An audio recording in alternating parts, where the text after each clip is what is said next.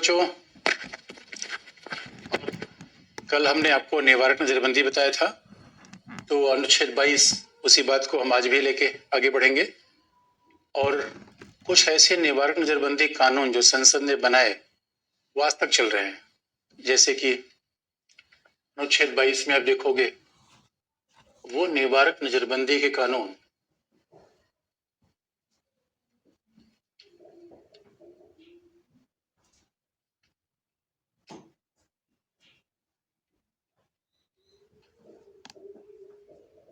निवारक नजरबंदी कानून जो आज भी बाकायदा चल रहे हैं, अगर उसमें देखा जाए तो फिर पहला आएगा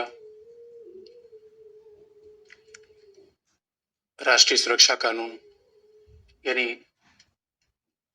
जिसमें अभी आपने देखा होगा कि यूपी में केरल का पत्रकार था कप्पन, उसकी गिरफ्तारी हुई थी। रासुका, कई बार इसे कहते हैं राष्ट्रीय सुरक्षा कानून रासुका। और दूसरी बात है, एक कानून है जो आज भी चल रहा है, वो है शॉर्ट में उसे कहते हैं कोफेपोसा, यानी conservation of foreign exchange.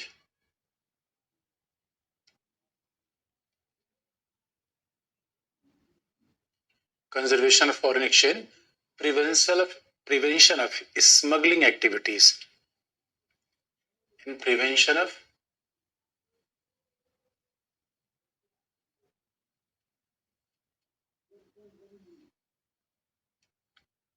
Smuggling activities. और लास्ट में है दोस्तों एक UAPA, unlawful activities prevention act, यानी UAPA unlawful activities prevention act, गैर कानूनी अनलॉफुल गैर कानूनी निरोध गतिविधि अधिनियम।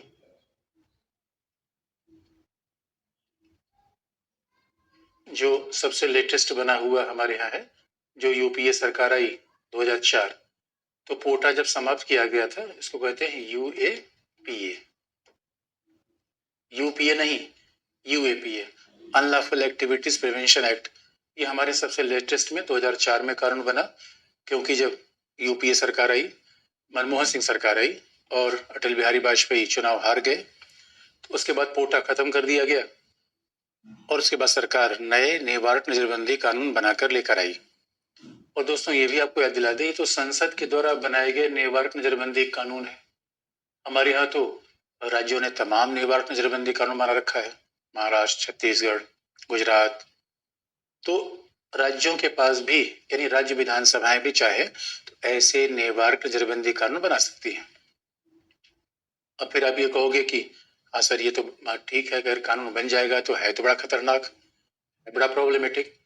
लेकिन दोस्तों ये प्रॉब्लम है, इसलिए संविधान निर्माताओं ने ये प्रावधान कर दिया था कि जो निवारक नजरबंदी में रखे जाएंगे उनके लिए भी कुछ अधिकार संविधान में रहेंगे। और वही अधिकार है फंडामेंटल राइट में आर्टिकल 24 से खंड 7 क्लॉज 4 से लेके सब क्लॉज 7 तक। और आपको ये भी याद दिला दें कि हमारे यहाँ जो निवारक नजरबंदी कानून बनते हैं वो कितने प्रकार के हैं, फिर उनके लिए अधिकार क्या है। जो हमारे यहाँ निवारक नजरबंदी कानून है, प्रकार का मतलब है एक तो संघ सरकार वो एक संसद बनाएगी, राज्य विधानसभा बनाएगी, क्योंकि राज्य विधानसभा का मूल काम क्या है, लोक व्यवस्था बनाए रखना, तो वो बना लेंगी। संसद राष्ट्रीय सुरक्षा, एकता, अखंडता, तो वही बना लेगी। ये दोनों कानून बना सकती हैं। और जब दोनों कानून बनेगा तो निवारक नजरबंदी के प्रावधान भाई संविधान के हिसाब से होने चाहिए। आप जानते हो यही तो संविधान की सर्वोच्चता है, संविधान सबसे बड़ी विधि है। तो हमें ध्यान में रखना पड़ेगा कि निवारक नजरबंदी का पहला कानून क्या होगा, किसी व्यक्ति को 3 महीने तक तो निवारक नजरबंद रखा जा सकता है। उसके लिए पुलिस को कुछ भी करने की आवश्यकता नहीं है, इसलिए बड़ा खतरनाक है दोस्तों। यानी 3 महीने तक ना आप मजिस्ट्रेट के सामने जाएंगे, ना कोई ट्रायल होगा। अब आप सोचते होंगे कि सर ये तो बड़ा गड़बड़ है, कल के लिए हमें कोई हिरासत में ले लिया और हम सोचेंगे हमारा एग्जाम देना है, एग्जाम देना, शादी विवाह जाना, सब कुछ दोस्तों खत्म। तो पहला तो नजरबंदी 3 महीने तक के लिए है, लेकिन फिर अनुच्छेद, हमने कहा कि अनुच्छेद 22 के खंड 4 से 7 तक ये बताया गया है कि भाई इसका मिसयूज ना हो, इसलिए इस पे थोड़े प्रतिबंध लगे, राज्य के ऊपर थोड़ा प्रतिबंध तो लगे, ये रास्ता बिल्कुल मनमानी हो जाएगा। इसलिए कहा गया अगर 3 महीने से ज्यादा किसी को नजरबंदी में रखना है, किसी को 3 महीने से ज्यादा नजरबंदी में रखना है, तो संविधान में लिखा गया, आर्टिकल 22 में लिखा गया है कि उसे तब रखा जाएगा जब उस राज्य के उच्च न्यायालय, उस राज्य के उच्च न्यायालय के न्यायाधीश की अध्यक्षता में। दोस्तों बात ध्यान रखेंगे, और न्यायाधीश इसलिए रखा जाता है, अध्यक्षता में समिति का गठन किया जाएगा। और आप जानते हैं कि उच्च न्यायालय का न्यायाधीश इसलिए होता है, वो सरकार का आदमी नहीं है, वो तो न्यायाधीश है। दोस्तों आईएएस ऑफिसर, आईपीएस ऑफिसर सरकार के अधीन होते हैं, बात ध्यान रखने की है। न्यायाधीश सरकार के अधीन नहीं होता, न्यायाधीश सरकार पे शिकंजा लगा के रखता है, न्यायाधीश सरकार पर लगाम लगा के रखता है। इसलिए कई बार सरकार न्यायाधीशों से बड़ा खफा रहती है, क्योंकि सरकार चाहती है कि जो भी हम कहें लोग कहें यस बॉस, यस बॉस, यानी हाँ जी कहना है ना। दोस्तों न्यायाधीश इसलिए नहीं हाँ जी कहना है, न्यायाधीश तो विधि की रक्षा के लिए, संविधान की रक्षा के लिए है। इसलिए उच्च न्यायालय के न्यायाधीश की अध्यक्षता वाली समिति बनेगी, और ये अगर देखती है कि व्यक्ति को नजरबंदी जिस कारण बनाया गया हो कारण ठीक है नहीं, तो उसे रिहा कर देगी। इसलिए निवारक नजरबंदी कानून के दुरुपयोग को रोकने के लिए भी हमारे यहाँ संविधान में बाकायदा प्रावधान किए गए हैं। इसलिए हम ये नहीं कर सकते नहीं भाई तो रोलेट एक्ट जैसा था, अंग्रेजी कानून भारतीय संविधान में क्या फर्क है। अरे दोस्तों अंग्रेजी व्यवस्था में तो जो निवारक नजरबंदी बंद हो गया उससे कोई उपाय ही नहीं था। यहाँ तो उपाय है कि जो नजरबंदी बंद होगा भाई वो भी उच्च न्यायालय का न्यायाधीश देखेगा। और 3 महीने का मतलब है कि ऐसा नहीं है व्यक्ति पहले ही कहता है भाई हमारे मामले को देखा जाए, तो दूसरा निवारक नजरबंदी ये हो गया। 3 महीने से ज्यादा किसी को रख नहीं सकते जब तक इसकी परमिशन न मिले। लेकिन तीसरे प्रकार की नजरबंदी ऐसी भी हो सकती है, पोटा में थी, यानी संसद के द्वारा बनाए गए किसी कानून में पहला तो लिख दिया गया संविधान में 3 महीने ज्यादा नहीं होगा, लेकिन संविधान के क्लॉज 7 ऑफ आर्टिकल 22 में यह भी लिखा गया है कि संसद किसी विधि से नजरबंदी की अधिकतम सीमा तय कर सकती है। संसद किसी विधि से नजरबंदी की अधिकतम सीमा तय कर सकती है। इसका मतलब 3 महीने से ज्यादा भी संसद बना सकती है। इसलिए अब देखो दोस्तों पोटा में सीमा तय कर सकती है, तो बल्कि पोटा में कह दिया गया था, पोटा में तो 6 महीने तक की नजरबंदी का प्रावधान था। तो जिसको अगर निवारक नजरबंदी में लिया गया 6 महीने तक तो वो अंदर रहेगा। इसलिए हमारे कहा भी जाता है कि नजरबंदी कानून के बहुत ज्यादा दुरुपयोग हो जाते हैं। तो नजरबंदी 3 प्रकार की हो सकती है, यानी हमारा संविधान ये भी संसद को इजाजत दे रहा है कि अगर कोई ऐसी नजरबंदी बनाई जाए जिसमें कि 6 महीने से ज्यादा नजरबंदी हो जाए तो भी आप उसको रख सकते हैं। आपको दोस्तों ये भी बता दें, जो है फॉरेन यानी conservation of foreign exchange, prevention of smuggling activities, तो जो विदेशी मुद्रा है, अगर कुल मिला के हवाला व्यापार में कोई पकड़ा गया, अब कोई विदेशी व्यक्ति है अचानक वो बहुत बड़ी मात्रा में डॉलर लेकर, पाउंड लेकर एयरपोर्ट पहुंच गया और उसका कोई इसके पास हिसाब किताब नहीं है, तो तुरंत उसको इस एक्ट में पकड़ा जाएगा। इसका मतलब 3 प्रकार की नजरबंदी हो गई। और आप कहोगे सर ये बताओ फिर नजरबंद लोगों के लिए अधिकार क्या है? तो एक अधिकार तो मैंने बता दिया कि नजरबंद लोगों के लिए भी अधिकार है दोस्तों, इसलिए रोलेट एक्ट जैसा नहीं है, इसमें दलील अपील की गुंजाइश है। थोड़ी सरकार की शक्तियां ज्यादा है, क्योंकि फिर वही बात आ जाती है। देखो बच्चों दोस्त, कई बार तो लोग कहते हैं कानून ऐसा है। अरे हकीकत की बात तो यह है दोस्तों कि हमारे यहाँ तो सरकार भी नहीं होनी चाहिए, पुलिस भी होती है तो भी तो कहीं ना कहीं हमारे जीवन में बाधा उत्पन्न करती है कि नहीं दोस्तों। पुलिस होना, सरकार होना बाधा उत्पन्न करती है, लेकिन अब आप देख लो, ना होना बड़ी बाधा है या होना बड़ी बाधा है। अब पुलिस ही न रहे पता चला फिर तुम्हारी जान की सुरक्षा कौन करेगा? ये बड़ी दुविधा आ जाती है। इसलिए दोस्तों आदर्श स्थिति कल्पना नहीं कर सकते। गांधी बाबा ने किया था राम राज्य होगा, सब नैतिक हो जाएंगे, कोई झगड़ा नहीं होगा, तो होना चाहिए दोस्तों, कहाँ हो पा रहा है। इसलिए प्रशासन में हम बिल्कुल आदर्शवादी नहीं हो सकते, हमें थोड़ा व्यवहारिक परिस्थितियों की जानकारी रखनी पड़ेगी। नहीं तो हमारे संविधान निर्माता तो बड़े आदर्शवादी थे, बड़े पढ़े लिखे थे, बड़े नैतिकतावादी लोग थे, लेकिन ऐसा प्रावधान बना गए तो समस्याएं तो ऐसी थी तभी। और आज तो आप देखोगे दोस्तों, अपराध एक तरीके से कंपनी जैसा चल रहा है, ऑर्गेनाइज क्राइम। इन्हें पहले माना जाता था कि अपराध हो जाना व्यक्ति स्वभाव से अच्छा है, अपराध हो गया तो परिस्थितियां ऐसी थी। आज ऐसा नहीं है। अरे दोस्तों, आज तो पता चला कि पूरा गैंग चल रहा है, पूरी कंपनी चल रही है। एक अपराधी कंपनी का भी सीईओ है, उसका कैशियर है, उसका चार्टर्ड अकाउंटेंट है, पूरी कंपनी जैसा चल रहा है। इसके तो संगठित अपराध, कोई व्यक्ति घटना नहीं है।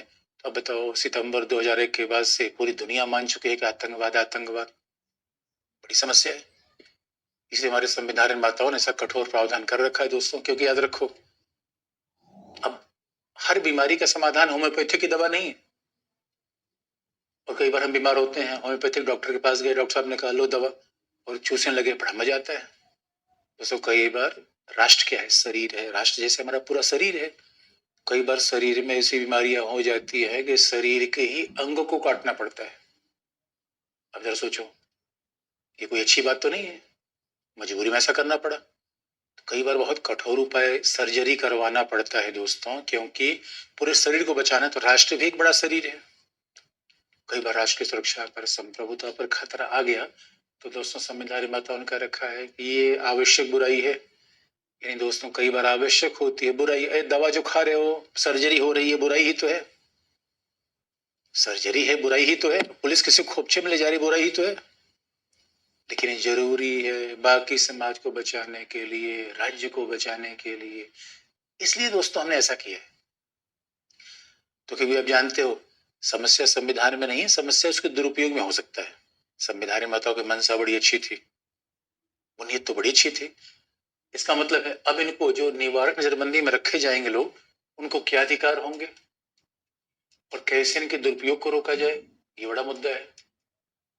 तो निवारक नजरबंदी में रखे गए लोगों के अधिकार क्या होंगे, ये संविधान के आर्टिकल अनुच्छेद 22 के क्लॉज 4 से लेकर सब क्लॉज 7 तक दिए गए अधिकार दिए गए हैं। और उसके हिसाब से हमने फिर कहा, उच्च न्यायालय वाले अधिकार तो ही है। निवारक नजरबंदी में व्यक्तियों को अपना पक्ष रखने का, अपना प्रतिनिधित्व करने का अवसर होगा। अपना पक्ष रखेंगे, अपना प्रतिनिधित्व करेंगे। यानी प्रतिनिधित्व कैसे करेंगे, न्यायालय के सामने जाएंगे, वकील करेंगे। तो उन्हें अधिकार दिया गया है कि वकील करेंगे, और उन्हें नजरबंदी कारण बताया जाएगा, उन्हें नजरबंद क्यों रखा गया, उन्हें नजरबंदी का कारण बताया जाएगा।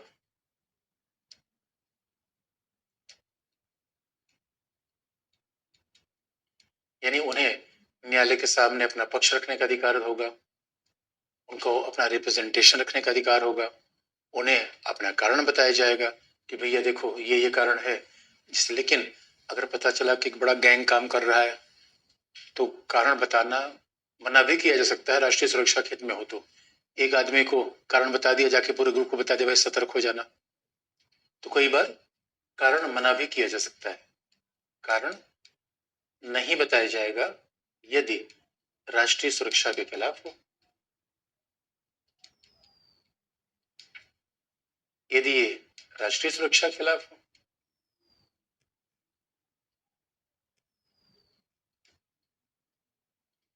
तो ये अधिकार दिए गए हैं जो निवारक नजरबंदी में बंद व्यक्ति होगा। इसलिए दोस्तों, निवारक नजरबंदी में व्यक्तियों को, बंद व्यक्तियों को वकील करने का अधिकार है, न्यायालय जाने का अधिकार है। उसके बाद उच्च न्यायालय की समिति बनेगी, सिर्फ जांच करेगी। इसका मतलब है केवल पुलिस का ही कंट्रोल नहीं है। तो हम ये नहीं कह सकते संविधान निर्माताओं ने ऐसा कह दिया कि भाई राज्य चाहे कर लेगा। लेकिन अब आप ये कह सकते हो कि नहीं, इसका दुरुपयोग हो रहा है। तो दुरुपयोग तो हो ही जाता है, क्योंकि दोस्तों आप याद रखो, राज्य की शक्ति बढ़ेगी तो किसके खिलाफ, अपराधियों के खिलाफ बढ़नी चाहिए। ऐसे लोगों के खिलाफ बढ़नी चाहिए जो देश की सुरक्षा में खतरा पैदा कर रहे हैं, विपक्षी दल को हतोत्साहित करने के लिए नहीं। अरे जो राज्य के खिलाफ बोले उसी खोपचे में ले लिया उनका, चलो भाई तो ये बड़ी विडंबना है, ये तो बड़ी विडंबना है। इसलिए दोस्तों धीरे धीरे मामला न्यायपालिका के पास पहुंचा, तो न्यायपालिका ने फिर इस पर बात शुरू की। और अभी आप अगर लेटेस्ट केस देखेंगे, जो बाकायदा न्यायपालिका कह रही है कि भाई दुरुपयोग कहाँ होता है। अब उच्चतम न्यायालय के पास तमाम मामला है, और एक लेटेस्ट केस है अभय राजगुप्ता का।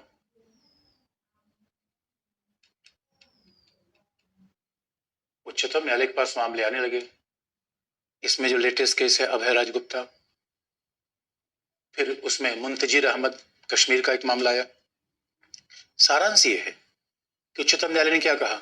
उच्चतम न्यायालय ने कहा कि निवारक नजरबंदी का प्रयोग अपराध रोकने के लिए नहीं होना चाहिए। बात ध्यान रखने की है, निवारक नजरबंदी का प्रयोग तब होना चाहिए, प्रयोग तभी उचित है, तभी उचित है जब ये राष्ट्रीय सुरक्षा को बनाए रखने के लिए हो, राष्ट्रीय सुरक्षा को बनाए रखने के लिए हो, संप्रभुता की रक्षा के लिए हो,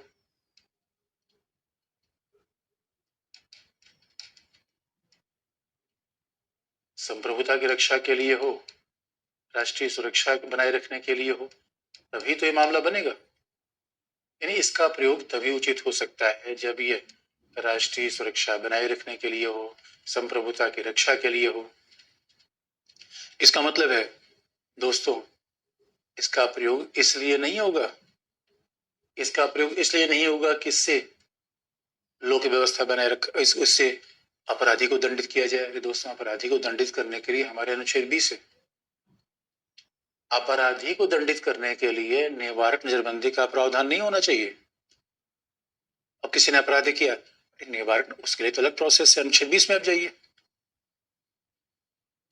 इसलिए इसका मतलब निवारक नजरबंदी का मतलब क्या, जो राष्ट्र की सुरक्षा खतरा पहुंचा दे, जो पूरे समाज में सांप्रदायिक दंगा भड़काने का प्रयास करने लगे, ऐसे लोगों को लीजिए इसके खतरे में।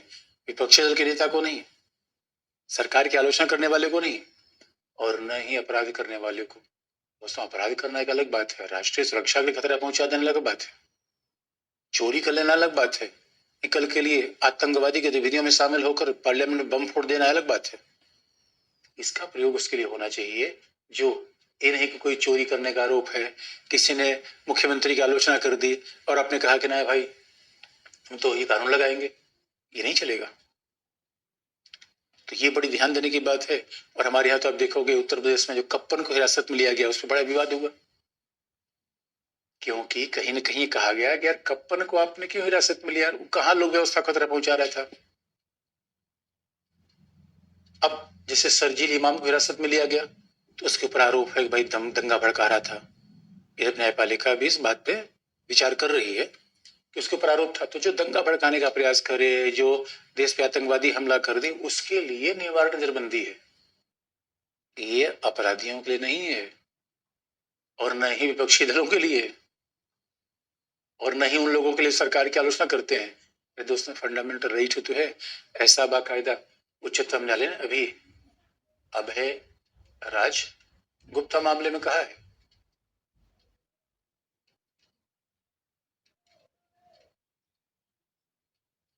लेकिन आप जानते हैं इसका मतलब है अगर उच्चतम न्यायालय कह रहा है कि इसका मिसयूज नहीं होना चाहिए, तो अब देखो दोस्तों मिसयूज तो होता है। अब उच्चतम न्यायालय कह रहा है इसका मिसयूज नहीं होना चाहिए, कई बार मिसयूज होता है।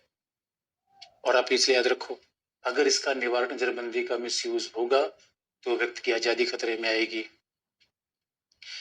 19 खत्म हो जाएगा, 20 का महत्व नहीं होगा, पुलिस राज्य स्थापित हो जाएगा। अगर निवारक नजरबंदी का दुरुपयोग होगा तो इसका परिणाम देखो क्या होगा।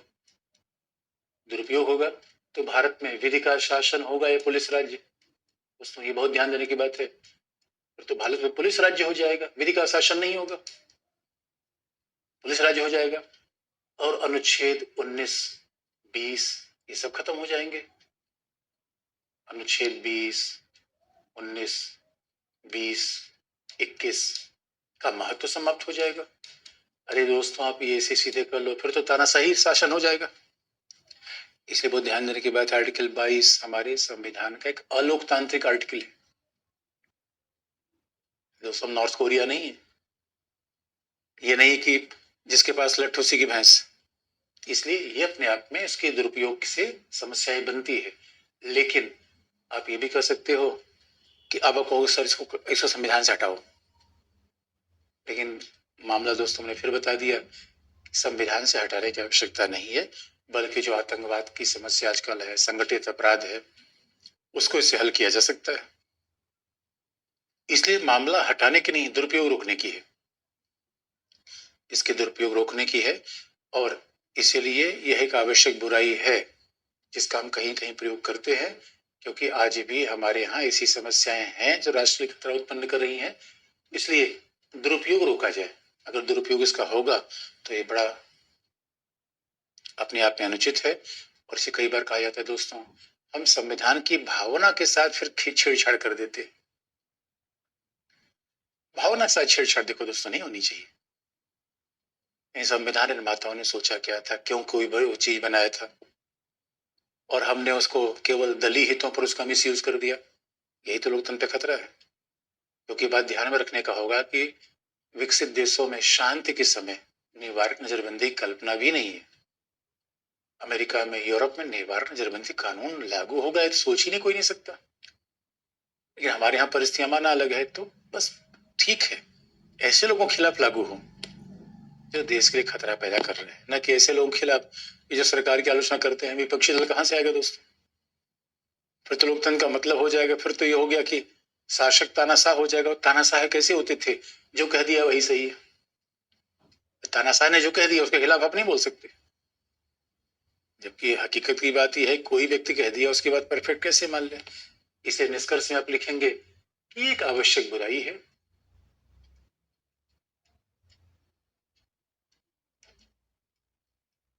जिसके दुरुपयोग को रोकने की आवश्यकता है। यह है अनुच्छेद 22। अब दोस्तों ये हमारा निवारक नजरबंदी के कानून की बात आ गई।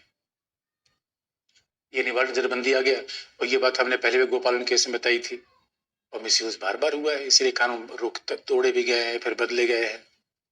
लेकिन अब हम आजादी के अधिकार से आगे बढ़ेंगे, थोड़ा शोषण के अधिकार में आएंगे। अब जरा अनुच्छेद 23-24 जो बड़ा है, बड़ा सिंपल सा, उस पर कोई बहुत बड़ा विवाद नहीं रहा है, तो जरा देखें शोषण के खिलाफ अधिकार। अनुच्छेद 2324, राइट अगेंस्ट एक्सप्लॉयटेशन, शोषण के विरुद्ध अधिकार। शोषण के विरुद्ध अधिकार, राइट अगेंस्ट एक्सप्लॉयटेशन। दोस्तों खास बात है, जब हम शोषण के विरुद्ध अधिकार की बात करते हैं, राइट अगेंस्ट एक्सप्लॉयटेशन की बात करते हैं, तो आप देखो असल में शोषण शब्द दोस्तों दुनिया में अलग अलग विचार है। शोषण शब्द मार्क्स बाबा ने बहुत प्रचलित कर दिया, और ये मार्क्सवादियों की देन है। यानी मार्क्स एक जर्मनी में पैदा हुआ फिलोसफर था, जिसने कहा दो पूरी दुनिया में अत्याचार चल रहा है, शोषण चल रहा है। तो मार्क्स से पूछा गया बाबा ये बताओ ये शोषण है क्या? उनका ये देखो यार शोषण क्या है बताओ। मकान मालिक किराएदार पर सवार है, सामंत मजदूर पर सवार है, फैक्ट्री का मालिक सामंत किसान पर सवार है, फैक्ट्री का मालिक मजदूर पर सवार है। और ये दोस्तों मार्क्स बाबा ने कहा, बाबा बड़ा मानववादी था, कहता समाज को बदल के रख दूंगा सब। और इसे उसने कहा भी कि मैं एक ऐसा समाज बनाऊंगा जहां दोस्तों आदमी आदमी पर सवार न हो। यानी अगर बच्चों, अगर मानव जीवन का मतलब है गरिमामय जीवन अधिकार, तो गरिमामय जीवन का अधिकार का मतलब है मेरी प्रतिभा, मेरी क्षमता, उन सब का मालिक मैं हूं। तो दोस्तों ये बताओ मेरी प्रतिभा क्षमता ये है, मेरी आजादी ये है कि जो मैं चाहे काम करूं, काम न करूं, कहीं आऊं कहीं जाऊं। अब बताओ मेरी प्रतिभा, मेरी क्षमता का प्रयोग दूसरे के लिए होना चाहिए। इसलिए मेरे बच्चों बहुत ध्यान देने की बात है, मानव है, हम दास नहीं है। और सच मानो दास कह देना मानव का तो अपमान है, सेवक कह देना मानव का अपमान है। मानव और सेवक, ओ माय गॉड दोस्तों, ना ना ना, ये हो नहीं सकता। इसलिए यकीन मानो मानव जीवन इतना निराला है। हमारे यहाँ बिस्मिल्लाह खान सनाई बादक थे, और बिस्मिल्लाह खान को अमेरिकी सरकार ने बुलाना चाहती थी कि बिस्मिल्लाह खान साहब जरा आओ हमारे हमारे बच्चों को सनाई सिखाओ। बिस्मिल्लाह खान ने कहा गंगा बहाओ। अमेरिकी सरकार ने कहा, अरे खान साहब ये क्या बात कर रहे हो, गंगा कैसे बहेगी? तो बिस्मिल्लाह खान ने कहा, गंगा नहीं बहेगी तो मैं अमेरिका नहीं जाऊंगा। नहीं दोस्तों, क्या बताओ, ये एक मानव था जो फक्कड़ हुआ करता था। मतलब मानव नौकरी के लिए बना है ना दोस्तों, ये मानव। अब देखो आजकल तो जीवन में हर आदमी काम कर ले रहा है, इसलिए पहले लोग कहते थे नौकरी ना करी, अरे किसी का चाकर बनना, नौकर बनना दोस्तों, मानव होने का मतलब क्या है? क्या मस्त जीना, फक्कड़ जीना। इसे सच मानो, जब मुझे कोई व्यक्ति ऐसा मिलता है जो कहता है कि भैया हमने जीवन में कोई काम नहीं किया, मैं कहता यार बस बस गले लग जाओ यार, तुमने ही तो जीवन जिया। अरे जीवन दोस्तों जहां मर्जी वहां बैठे, जहां मर्जी गए। और एक शोषण आधुनिक समाज की बड़ी समस्या है, इसलिए हमारे संविधान निर्माताओं ने कहा ना भाई शोषण नहीं होगा, इसलिए गरिमा में जीवन में शोषण संभव ही नहीं है। मतलब एक दोस्तों, हम किसी जीवन के लिए, मैं किसी व्यक्ति के लिए सीढ़ी नहीं हो सकता कि मेरे ऊपर कोई पैर रख के चढ़ जाए ऊपर। बांस हो सकता है, मैं नहीं हो सकता। ये क्या दर्शन था, इसलिए संविधान निर्माताओं ने क्या कहा, शोषण के विरुद्ध अधिकार। तो शोषण कितना बड़ा शब्द है। और कई बार तो मुझे दोस्तों दिखता है, एक बार मार्क्सवादी को लेकर गया ताजमहल दिखाने, देखो भाई ताजमहल कैसा है। मार्क्सवादी ने कहा ताजमहल है, सफेद संगमरमर में मुझे खून के धब्बे दिखाई दे रहे हैं। मार्क्सवादी दोस्तों सोच कर रहा कि, तो हमने कहा मतलब, उन्होंने कहा अरे भाई ये ताजमहल कैसे बन गया, सोचो पुराने जमाने में मजदूरों के सबके खून पसीने से ताजमहल बन गया, क्या महाराजा ने सबके मजदूरी दी होगी, पैसा दिया होगा? हमने कहा यार बात तो सही कह रहे हो। तो संविधान निर्माताओं ने कहा भैया कोई शोषण नहीं, यही तो बराबरी का अधिकार है, कोई किसी सवार नहीं होगा, कोई किसी का मालिक नहीं, सब बराबर। तो हमारे संविधान में तो अनुच्छेद 23 लिखा, और उन्होंने क्या कहा कि शोषण नहीं होगा। कैसा, यानी शोषण कैसा नहीं होगा? न तो मानव दुर्व्यापार होगा और न ही बेगार होगा, यानी और न ही बलाश्रम होगा। यानी शोषण के 3 रूपों का अनुच्छेद 23 से मना किया गया। पहला, किसी को श्रम करने के लिए बाध्य नहीं किया जाएगा, बाध्यकारी कार्य नहीं लिया जा सकता। बड़ी भाषा में बलात् श्रम, किसी से जबरदस्ती काम करवा लेना, बाध्यकारी नहीं करवा सकते आप। बाध्यकारी, आप किसी मजदूर के पास गए, ये तो फोर्स लेबर, कि किसी मजदूर के पास गए, कभी ये काम करना, उसने कहा नहीं मैं नहीं जाऊंगा, जबरदस्ती उठा लाया उसको, काम कहीं से नहीं करोगे। और अब देखेंगे जब हमारे यहाँ राजा महाराजाओं का जमाना था, सामंतवाद था, तो भाई सामंतवादी लोग जाते थे, लोगों को उठा लेते थे, चलो हमारे काम करो। जबकि जीवन में गरिमा में जीवन है। अरे भाई मैं, जब मेरी इच्छा होगा तब मैं पढ़ाऊंगा, जब मेरी इच्छा होगा तब मैं जाऊंगा, ये मानव जीवन है। अब कोई जबरदस्ती करो, भैया नाचो, भैया कैसे नाचूं, मेरा मन ही नहीं कर रहा है, ये खास बात है। तो बलाश्रम, यानी कोई आपसे जबरदस्ती काम नहीं, फोर्स नहीं करेगा कुछ करने के लिए, बाध्यकारी श्रम नहीं होगा, बलाश्रम नहीं होगा, जबरदस्ती आपसे काम नहीं लिया जा सकता, पहली बात। और दूसरा, और दोस्तों फिर बेगार, बेगार का मतलब है, आप कहते हैं बेगारी करवा रहा है, तो ये ताजमहल बन गए, इतने बड़े बड़े किले बन गए, सब बेगारी तो करवाया राजा महाराजाओं ने। बेगार का मतलब क्या है, काम करवा के पैसा नहीं देना। बाध्यकारी का मतलब है इच्छा के खिलाफ काम करवाना, इच्छा विरुद्ध, भाई मेरा काम आराम करने कर रहा है, मेरा काम घूमने कर रहा है, और कोई कह रहा है ना हमारा काम करो, इच्छा विरुद्ध कार्य।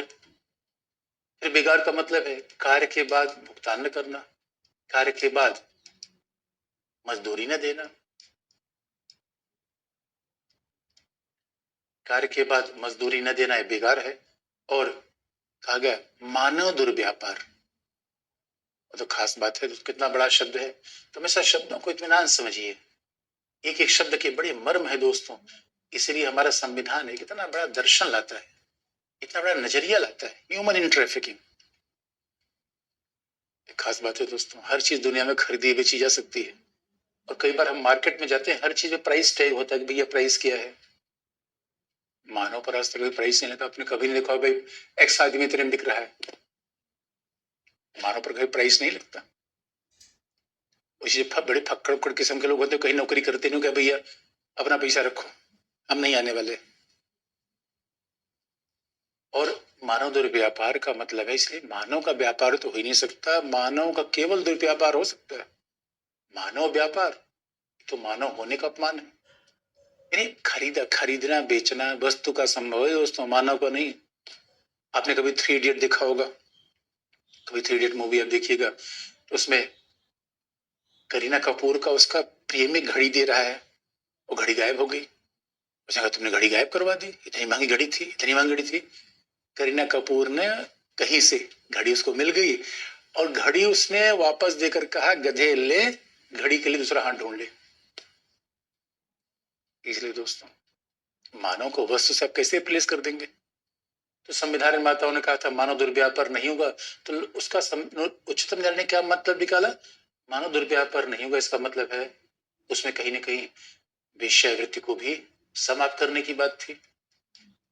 हमारे यहाँ तो आजादी के पहले एक देवदासी प्रथा थी, जहां मंदिरों में कुंवारी महिलाओं को, अविवाहित महिलाओं को रखा जाता था, यह भी समाप्त करने का प्लान था।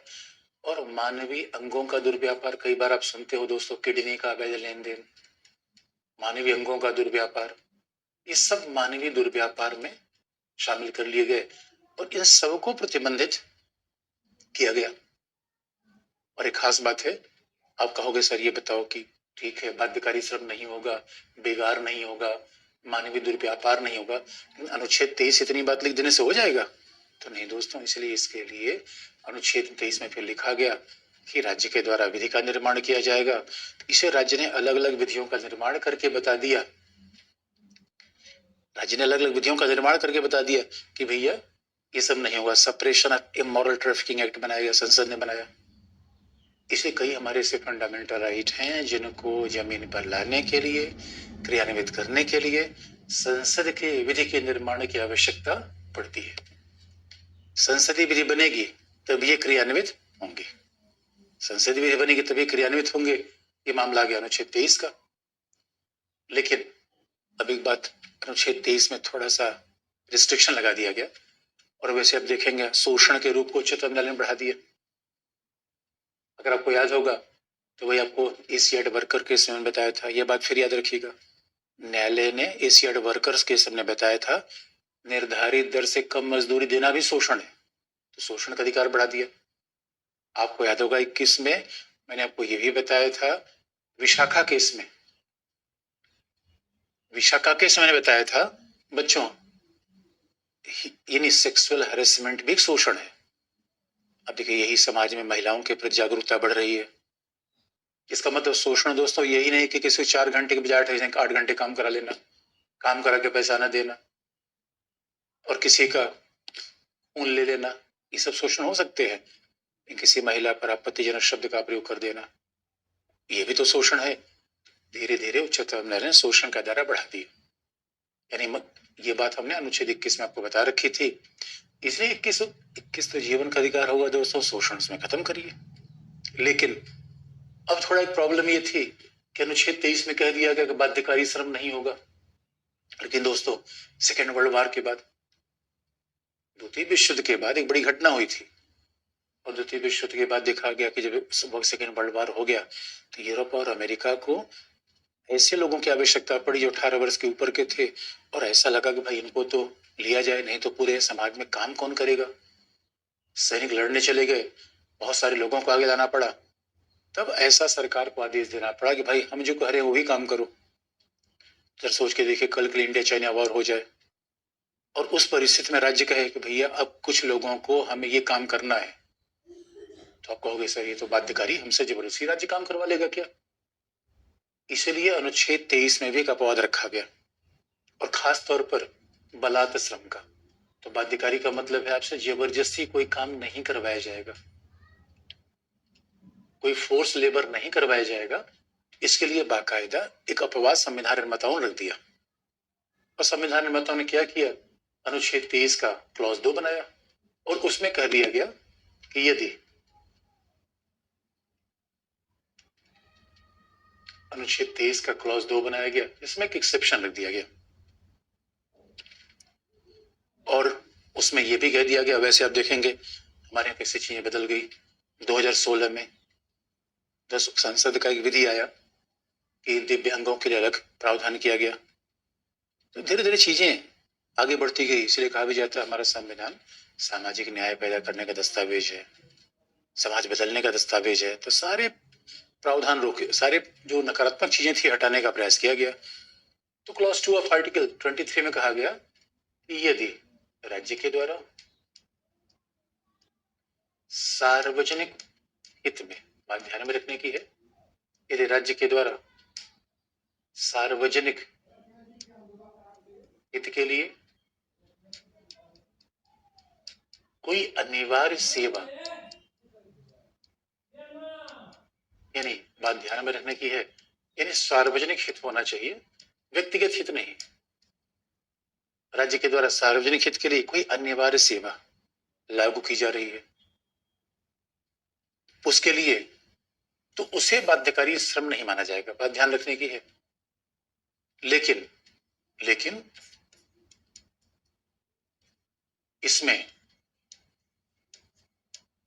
लेकिन इसमें यदि राज्य के द्वारा सार्वजनिक हित के लिए कोई अनिवार्य सेवा लागू हो रही है, इसे भेदभावकारी नहीं, यानी राज्य अनिवार्य सेवा बना सकता है, बशर्ते इसमें व्यक्तियों के साथ,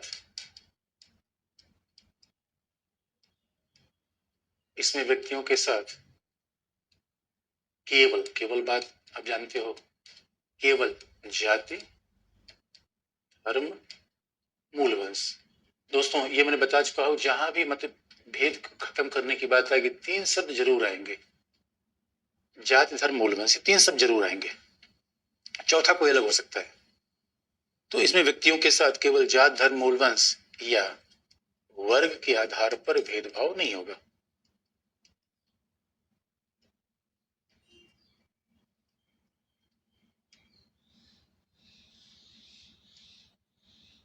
वर्ग के आधार पर भेदभाव नहीं होगा, ये बात ध्यान रखने की है बच्चों। इसका मतलब यदि राज्य सार्वजनिक हित के लिए कोई अनिवार्य सेवा लगाना चाहता है, इसमें व्यक्तियों के साथ केवल जाति, धर्म, मूल वंश, वर्ग।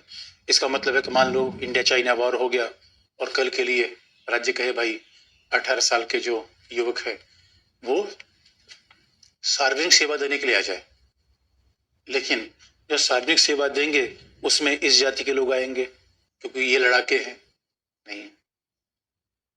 और केवल का मतलब है कि भाई इस आधार पर आप मतभेद कर सकते हैं, शारीरिक क्षमता, शैक्षिक योग्यता, इस आधार पर भेदभाव किया जा सकता है। कि भाई लड़ाई की बात है तो कोई हट्टे कट्टे आदमी को लीजिए तो भला पतला आदमी लेंगे तो गड़बड़ा जाएगा मामला। लेकिन आप ये नहीं कर सकते नहीं भैया अमीरों को लिया जाए, गरीबों को वर्ग। आप नहीं कर सकते भैया सारे अमीरों को ले लिया जाए, इन्हीं को भाई लड़ाया जाए, या सारे गरीब को ले लिया जाए, इनके जीवन का महत्व क्या है, चल लड़ ही ले, नहीं कर सकते। तो किसी धर्म विशेष को या ये नहीं कहेंगे कि नॉर्थ ईस्ट के लोगों को छोड़ा जाए, या नॉर्थ ईस्ट के लोगों को लड़ा दिया जाए, मंगोलाइड प्रजाति के लोगों को नहीं कर सकते। इसलिए हमारे संविधान निर्माताओं ने हर रास्ते की कल्पना कर रखी है, कभी ऐसी कंडीशन आ जाए जैसे यूरोप में सेकेंड वर्ल्ड वॉर के बाद आई थी, सेकेंड वर्ल्ड वॉर के दौरान वो कंडीशन आई थी, तो इसलिए संविधान निर्माताओं ने हर दूरदृष्टि कल्पना कर रखी है, ऐसी कोई विधि बनाई जा सकती है। तो जो आर्टिकल 23 की बात है, इसे आर्टिकल 23 शोषण को रोकता है, लेकिन एक अपवाद बाध्यकारी श्रम का दे दिया गया है जिसके लिए संसद विधि का निर्माण करेगी। अब जरा देख लें शोषण का दूसरा रूप जो अनुच्छेद 24 में है।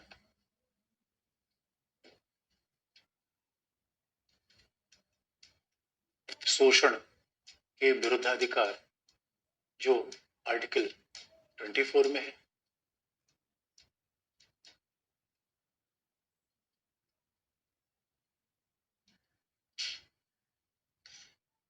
दोस्तों फिर बच्चों की बात आ गई, यानी हमारे संविधान में समाज के परिवर्तन की बात क्यों है? अनुसूचित जाति जनजाति का कल्याण, महिला कल्याण, बच्चों कल्याण। इसलिए हमारा संविधान कह रहा है कि भाई केवल व्यक्ति के ही अधिकार नहीं देंगे, अधिकार केवल, और अमेरिका के संविधान में केवल व्यक्ति के अधिकार की बात होती है।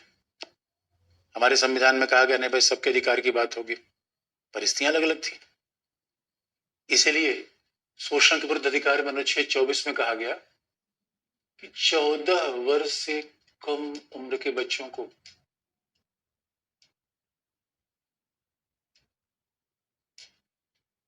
14 वर्ष से कम उम्र के बच्चों को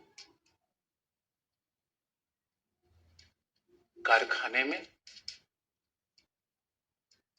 और दोस्तों ऐसे हम क्लासिफाई क्यों कर लेते हैं, क्योंकि जब पीटी के लिए पढ़ोगे, प्रारंभिक परीक्षा के लिए पढ़ोगे, तो ऐसे बेसिक बातें एकदम याद होनी चाहिए। कारखाना 3 शब्द है, 3 ही हो, चौथा नहीं होगा।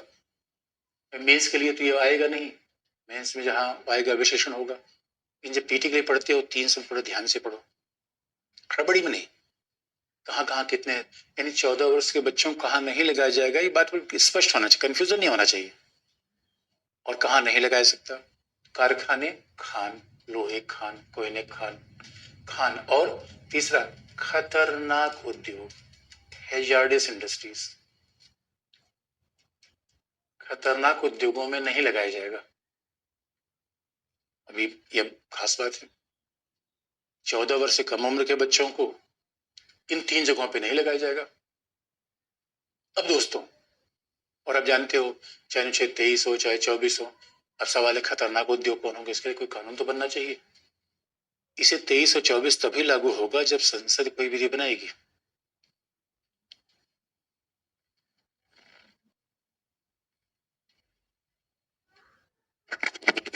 हमारे संविधान में कहा भी जाता है, कई ऐसे अधिकार हैं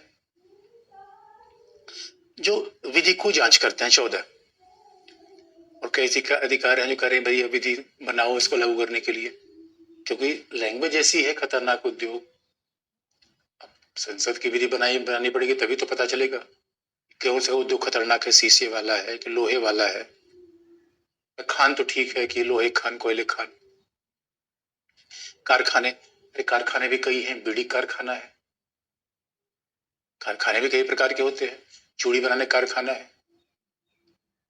इसलिए कहा गया कि भाई पहले राज्य कानून बनाएगा, तो राज्य ने कानून बनाया 86 में। और सच मानो दोस्तों, सच मानो दोस्तों, कहा तो जाता है कि बच्चों को तो काम करना नहीं चाहिए। 14 वर्ष की उम्र के बच्चों को यहां नहीं, कहीं नहीं काम करना चाहिए। बचपन तो देश का भविष्य होता है, और इसलिए आप देखोगे बच्चों को काम कराना मानवाधिकार का उल्लंघन है। इसे यूरोप देशों में जो देश अमीर है, विकसित है, वहां बच्चे कुछ दोस्तों शरीर के हिसाब से व्यक्ति काम करना चाहिए, और बचपन का उम्र काम करने के लिए नहीं होता। बचपन में जब काम करा लोगे तो व्यक्ति का विकास होगा, क्या होगा, बच्चों को अपने काम करा लिया तो उन्हें भविष्य को, देश के भविष्य के विकास को रोक दिया। लेकिन इस अधिनियम में प्रॉब्लम ये थी, प्रॉब्लम जो संविधान में जो लिखा गया उसमें एक प्रॉब्लम ही आ रही है कि आप कहोगे सर ये बताओ 14 वर्ष से कम उम्र के बच्चे, भाई बड़े और बच्चों के बीच का फर्क 18 वर्ष है। 18 वर्ष के ऊपर बड़ा, 18 वर्ष के नीचे भाई जो 22 के नीचे उसी को बच्चा मान लीजिए। अब सवाल है कि 14 से 18 वर्ष के बीच के लोगों को ऐसा काम कराया जाए, पहला सवाल। और क्या 3 उद्योग के अलावा क्या बच्चों को चाय की दुकान पर लगा लिया जाए, कालीन की दुकान पर लगा लिया जाए, दूसरी कठिन चुनौती आती है। इसलिए दोस्तों यहां पर एक समस्या आई, तो सही मायने बाल श्रम होना नहीं चाहिए। और अब तो सरकार देखिए बाल श्रम बनाने को लेकर कितनी संजीदा है। और अनुच्छेद 24 को ऐसे मत पढ़ो, 24 को आर्टिकल 21A के साथ पढ़ो। अरे बच्चे स्कूल में होने चाहिए, इसलिए आर्टिकल 21A लाया गया कि बच्चों को स्कूल में रखेंगे। 14 वर्ष से कम के बच्चे स्कूल में रहेंगे, खानों में नहीं, कारखानों में नहीं। तो सरकार तो लगातार प्रयास कर रही है, लेकिन चाइल्ड लेबर एक्ट जो 1986 के चाइल्ड लेबर एक्ट था, उसमें थोड़ा संशोधन किया गया, और उसमें फिर संशोधन करके ये कहा गया कि देखो भाई एक और कैटेगरी बनाई गई, 14 वर्ष से 18 वर्ष के बीच जो लोग होंगे उन्हें किशोर कहा जाएगा, न तो बच्चे हैं न बड़े।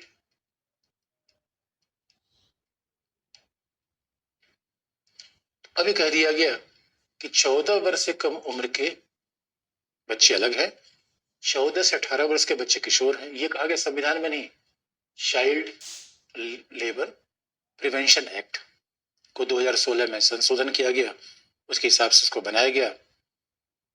बाल श्रम उन्मूलन अधिनियम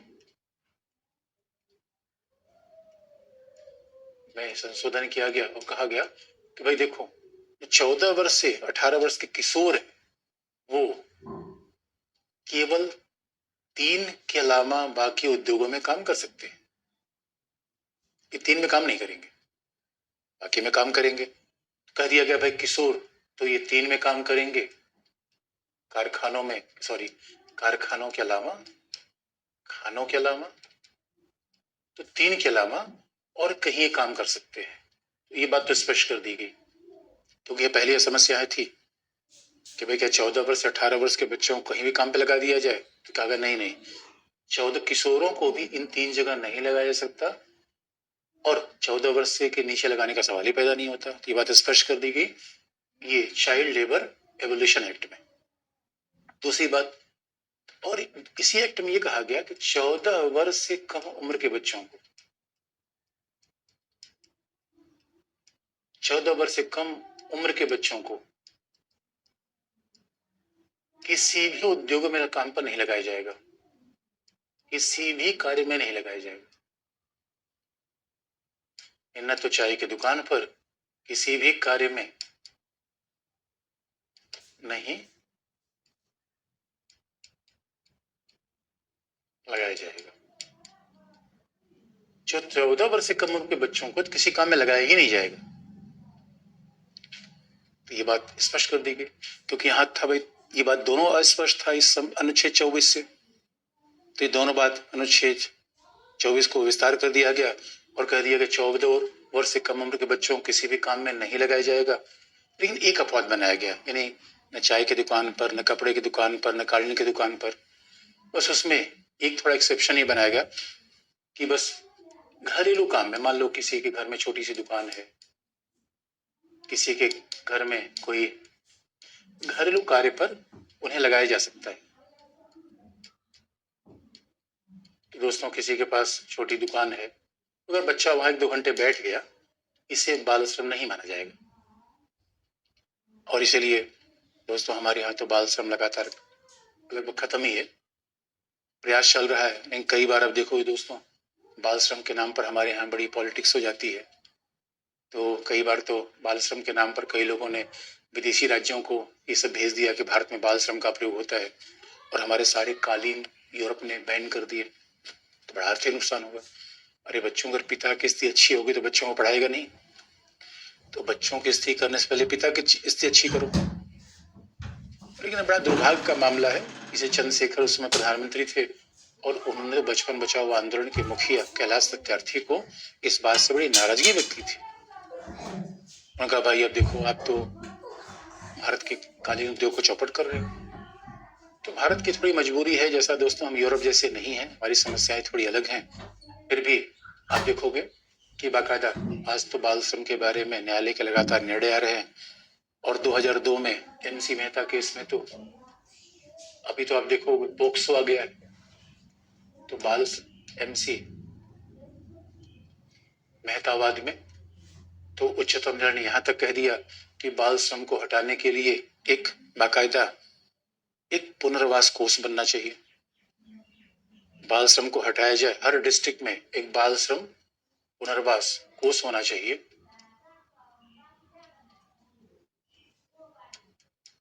यानी अगर कोई बच्चा किसी भी जगह काम कर रहा है तो बाकायदा उस बच्चे को न केवल वहां से हटाया जाए, बल्कि काम कराने वाले से उसके लिए 20,000 रुपए भी लिए जाए हर बच्चे के पीछे। फिर वहां उन्हें बाल पुनर्वास कोर्स बनाया जाए, उनको पढ़ाई लिखाई जाए, उनको आगे बढ़ाया जाए। और article right to education act ही है कि 6 से 14 साल तक के बच्चों को निःशुल्क शिक्षा दी जाए। तो ये सारे प्रावधान बाकायदा संविधान में नहीं थे, लेकिन उच्चतम न्यायालय के निर्णय के बाद अब इसको आगे बढ़ाया दिया जा रहा है। और इसीलिए अब देखो, आज तो हमारे यहाँ बच्चों के कल्याण पर सरकार लगातार बल दे रही है। तो ये है अनुच्छेद 24। इसका मतलब है शोषण किसी भी रूप में बर्दाश्त नहीं किया जाएगा और धीरे धीरे अधिकारों का दायरा भारत आगे बढ़ा। अब दोस्तों इसके बाद हम एक ऐसे अधिकार की बात करेंगे जो विवाद में रहता है, धार्मिक अधिकार जो विवाद में रहता है। अलग अलग कारणों से इस पर कोई न कोई लफड़ा उत्पन्न हो ही जाता है। धर्मांतरण का मुद्दा आजकल बड़े विवाद में है। तो जरा देखें कि धार्मिक अधिकार क्या है। और हमारा देश तो ऐसा है कि दोस्तों धर्म के नाम पर ही बट गया, और आज भी विभाजनकारी शक्तियां तमाम शक्तिशाली हैं। दोस्तों लफड़ा धर्म में नहीं है, धर्म के राजनीतिक दुरुपयोग में है। तो इसी बात से शुरुआत करें, यह शोषण के विरुद्ध अधिकार है। अब जरा हम बच्चों आ जाए धार्मिक अधिकार। अब हम देखेंगे अनुच्छेद 25 से 28 तक।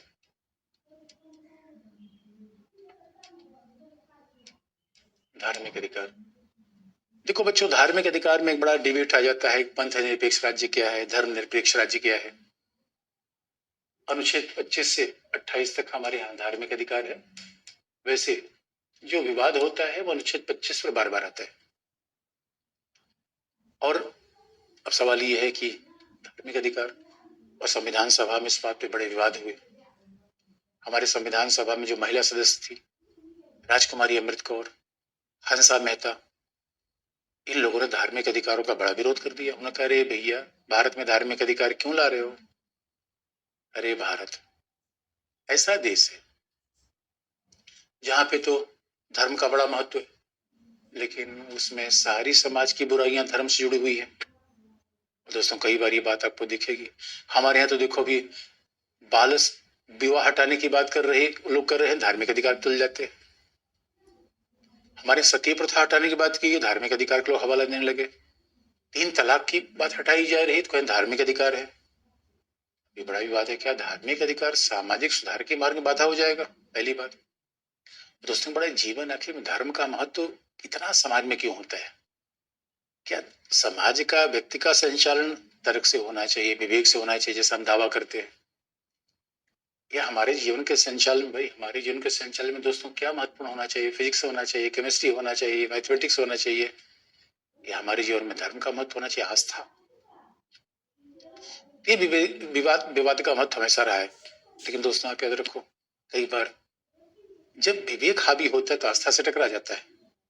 इसलिए तो पूरा यूरोप में जब पहली बार ब्रूनो ने कहा था, भाई ईसाई धर्म में माना गया था सूरज घूमता है, अब ब्रूनो ने फिजिक्स की मान्यता से सिद्ध कर दिया, अरे भाई पृथ्वी घूमती है।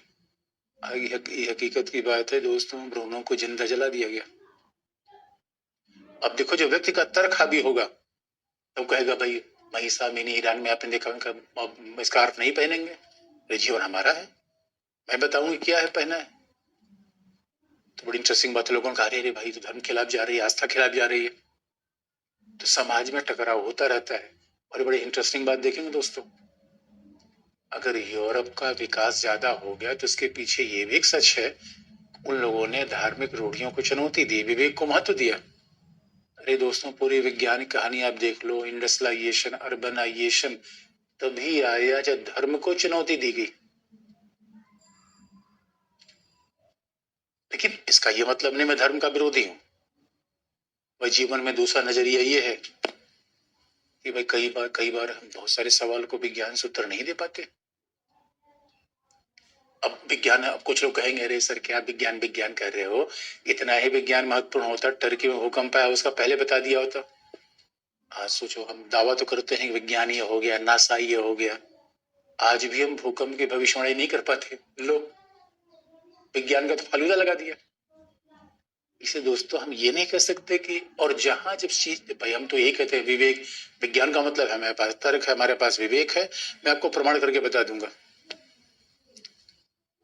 धर्म वाले लोग कहते हैं अरे बावरीपन की बात मत करो, इतनी बड़ी दुनिया है, तुम कितने ग्रह को जानते हो, कितने नक्षत्र को जानते हो? और नहीं जानते हो तो शांति से बैठो। अरे प्रभु पर पिता परमेश्वर है। अब विज्ञान वाला कहता है दिखाओ है प्रभु पिता परमेश्वर है। धर्म वाला कहता है अरे तुम बावरे हो, तुम्हें देखना ही नहीं आता, तीसरी आंख खोल नहीं पाओगे तो क्या दिखाए? दोस्तों है तो बड़ा लफड़ा।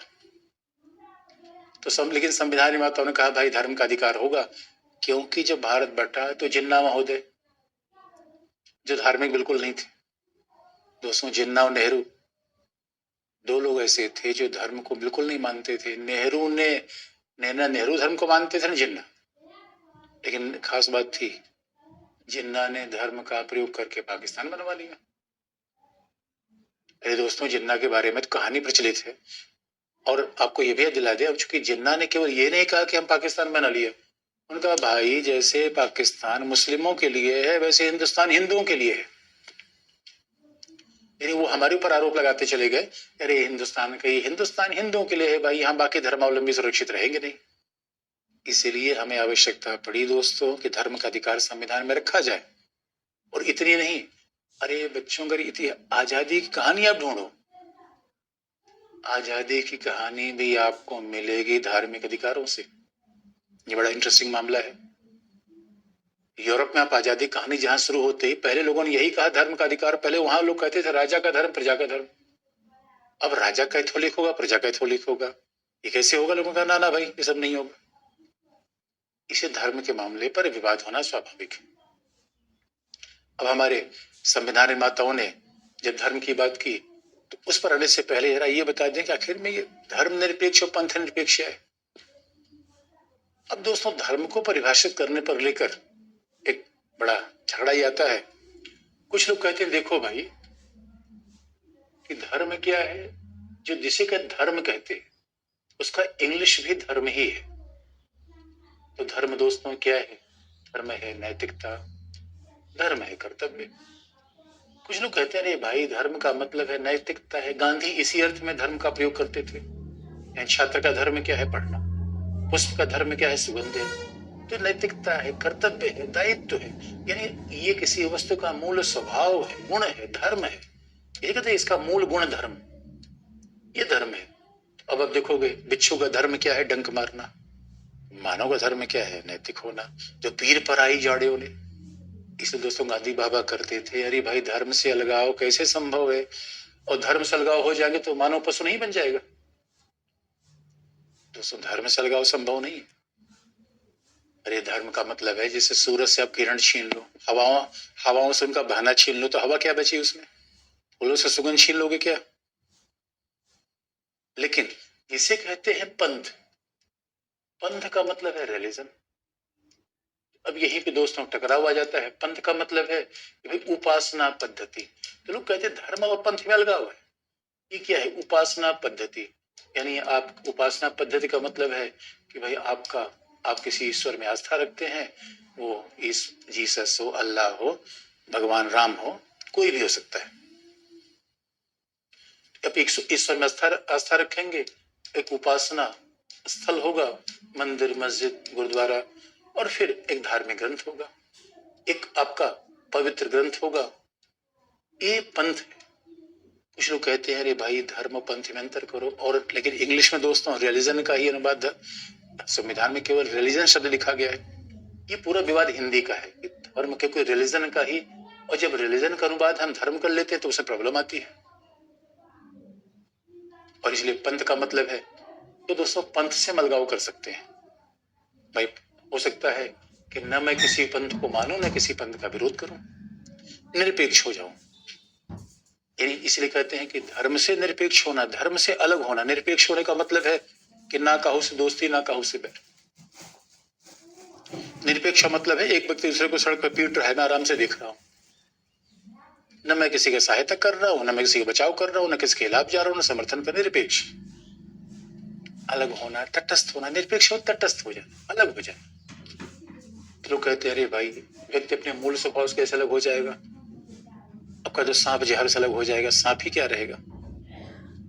शेर हमला करने से अलग हो, तो हर व्यक्ति का एक मूल स्वभाव है, उससे अलग नहीं हो सकता। इसे गांधी बाबा कहा करते थे, यार धर्म निरपेक्ष मत करो। धर्म से अलगाव संभव नहीं है, धर्म से तटस्थता संभव नहीं है। पंथ से आप तटस्थ हो सकते हो। भाई आपका पंथ कुछ और है, दूसरे पंथ कुछ और है। आप किसी पंथ को ना मानो, निरंकारी हो गए। और यूरोप में तो लगभग 20% जनसंख्या ऐसी है जो किसी पंथ को नहीं मानती, उपासना पद्धति को नहीं मानती। यानी पंथ को मानना न मानना आपकी मर्जी है, लेकिन व्यक्ति होने के नाते कोई नैतिक ना हो। भाई धर्म का मतलब गांधी जी के धारण करना धर्म है। धारण क्या किया जाए? सत्य, हिंसा, अस्तेय, परिग्रह, ब्रह्मचर्य। धारण क्या किया जाए? त्रिशूल, स्कार्फ। अरे ये सब नहीं, गिरुआ वस्त्र नहीं, ये सब धारण करने वाली बात नहीं है दोस्तों। धारण करने वाली बात क्या है? जो नैतिकता है, कर्तव्य है, ये मानव होने का मतलब है। इसलिए बार बार विवाद होता रहता है और लोग कहते हैं यार भाई पंथ निरपेक्षता की बात करो। पंथ से लगाव हो सकता है, धर्म से नहीं। लेकिन फिर हमने कहा ये पंथ और धर्म का अनुवाद इंग्लिश में नहीं आता, क्योंकि इंग्लिश में रिलीजन एक ही शब्द रिलीजन है। अब हिंदी में कुछ लोग कहते हैं रिलीजन का मतलब पंथ है, और कुछ लोग कहते हैं रिलीजन धर्म में अंतर है। मगर रिलीजन विदेशी शब्द है यार, धर्म हमारा शब्द है।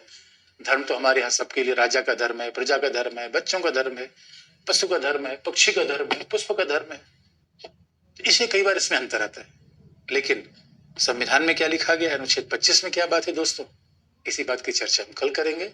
आज के लिए इतना ही, धन्यवाद।